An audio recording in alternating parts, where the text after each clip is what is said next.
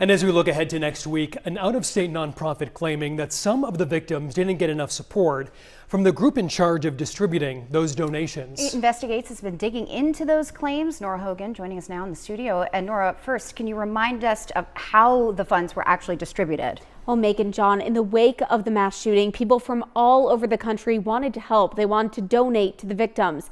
The Maine Community Foundation formed the Lewiston-Auburn Area Response Fund to streamline that process.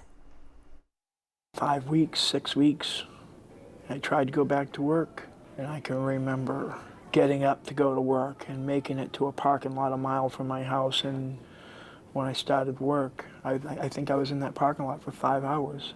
Arthur Bernard's son, Artie Strout, was killed at Schmenge's Bar and Grill. For weeks afterwards, he couldn't bring himself to go back to work. The Response Fund covered his rent for the month of November.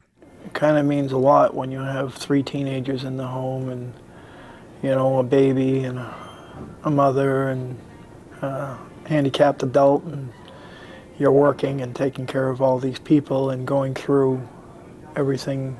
The Response Fund received over $6.6 million in donations. Most of that went to victims, family members, and survivors. The Uvalde Foundation for Kids is an anti-gun violence group that helped manage victim advocacy and funding after the Robb Elementary School shooting in Texas. They say they're launching an independent investigation into how the money in Maine was distributed and whether a handful of people who were impacted by the Lewiston shootings were mistakenly ignored. I did a fund in Uvalde.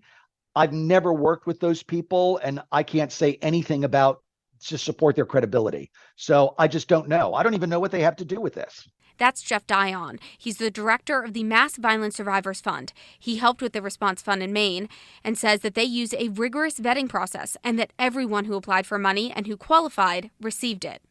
Bernard says that while he appreciates the money he received, for him and many other victims' families, it's not about the money. I don't know where else it could have gone, you know, little things. I mean, what I do know is that I got to spend the last 2 hours of his life with him. And he was happy. We asked the Uvalde Foundation for Kids if they could connect us with the victims who say that they were overlooked, but they said that they couldn't do that today because of holiday staffing. They didn't respond to our request for an interview. Reporting in studio, I'm Nora Hogan for 8 Investigates.